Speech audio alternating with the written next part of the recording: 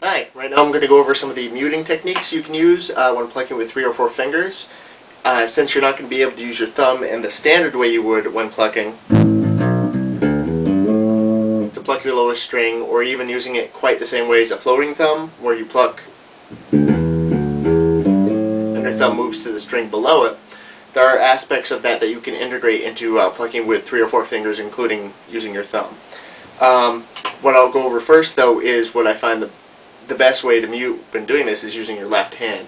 I've always used my left hand to mute as much as possible, so when transitioning into plucking with 3 and 4 fingers, it ended up being easier than I thought to mute most of the strings. I was worried at first I'd have nothing to mute with, but I didn't realize how heavily I relied on my left hand already for muting.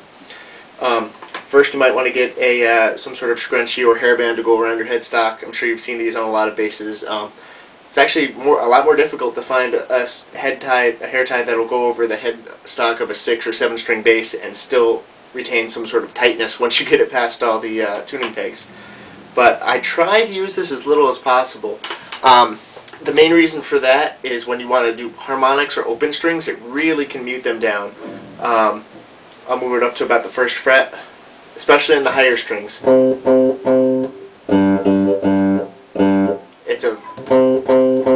It's an effective way to mute, but it also dampens your open strings quite a bit, and even your harmonics.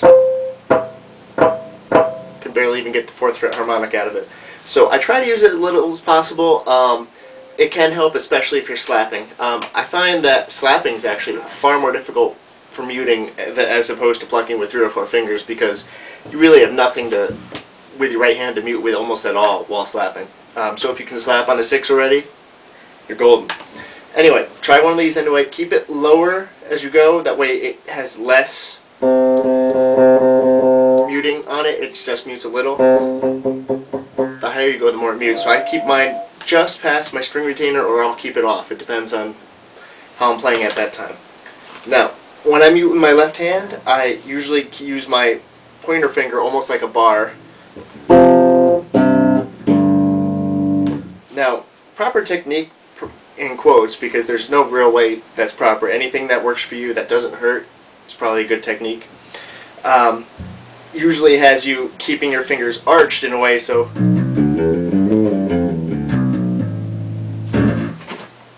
in such a way so they're curving over the strings at all times. I've pretty much adapted my hand to being able to do most of that while keeping my finger barred across the strings at a time. It helps a lot with muting, and unless you're soloing at that time, usually I don't need that much adept finger movement as a bass player at all points throughout a song to need to have your fingers curled at all times. Let me show what that looks like.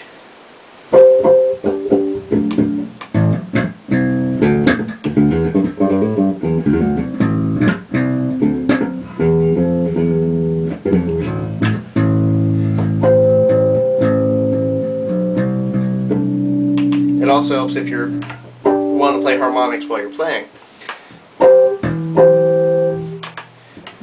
And in conjunction with that, I try to use my right hand to mute the lower strings as I'm going. Similar to how Gary Willis uses his thumb like a floating thumb while plucking with the rest of his fingers, or you can do it with floating thumb technique. I adapted that to plucking, but I use it to pluck with, obviously. But when it's not plucking, I try to mute with it immediately. If I'm not plucking with my thumb, I try to keep it blocking the string below.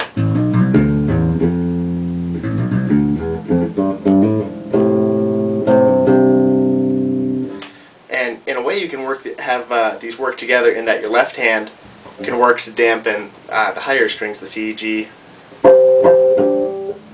D, A, and use this hand to mute your lower strings. Another way to do this is to have the lower part of your thumb, the part of your palm here, mute the strings physically while you're plucking higher up or even lower down. It depends on how your hand is shaped, obviously. If your hand is really flat, it might not work out so well, but one way you can do it is by letting this meat of your hand rest on these lower strings. And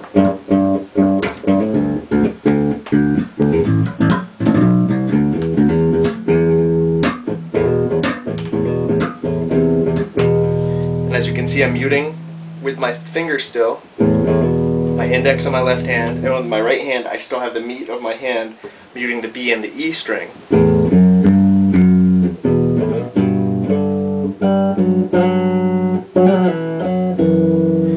Now, this is obviously not going to work out so well when you're playing with 4 fingers at a time on a single string. But when you're plucking on a single string, you usually can use your left hand even more for muting because you don't need that open position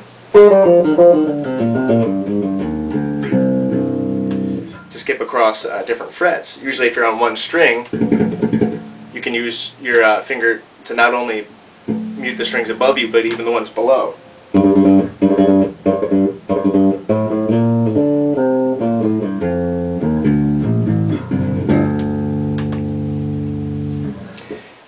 Also, similar to the way Gary Willis does, he has an open position and a closed position. His closed position is where he keeps his thumb below and plucks with these 2 fingers, if I remember correctly. And his open position, he keeps these 2 fingers here and he uses his ring finger to mute above. And his open position, he spreads it out to being across 3 or 4 strings at a time. I try to do this as well, partially because the way I play, I employ a lot of really quick little chords. But when you're doing it when plucking, and you know you're not going to be playing steady notes, 8ths or 16ths on a single string or 2, you can keep your hand in this more open position, and you can use the fingers that aren't playing at that time to mute the strings that you're not, that you're not playing with.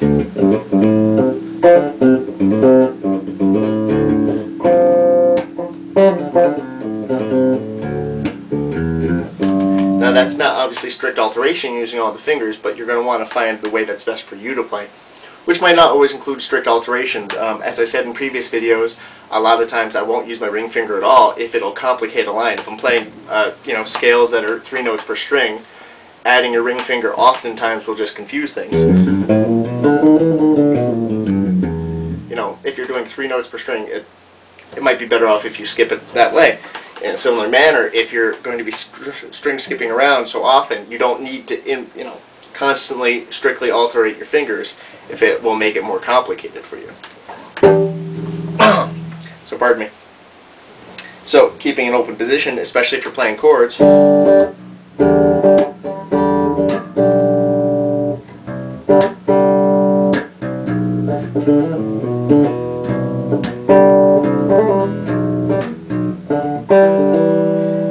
upper strings I'm plucking with just my ring and my middle. G string I was using just my pointer, and the lower E and A strings I was using my thumb for the most part.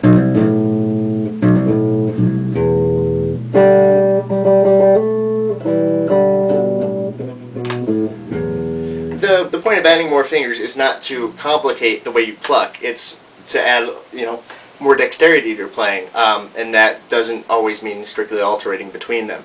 You can use them to help mute all your other strings, and obviously if you're using a 6 or 7 string bass or more, you're going to have some more muting problems. So you're going to want to take advantage of everything you can. So I'd advise you to try to get one of these on there. Work on your left hand muting if you don't already. Most bass players do this a lot. Most bass players don't, that I've seen anyway, don't keep their fingers in the arched, so constantly lifting up after you're done a fret, sort of classical guitar manner. Most do already keep a finger or 2 barred across most of the strings. And whenever you're not plucking, you just lightly rest your fingers over to mute, obviously. If you're not used to it, you might not know that, but most bass players do this already. You just have to spend a little more time emphasizing how you do this when you're plucking with so many strings and you're not anchoring your thumb on one of the strings in such a manner.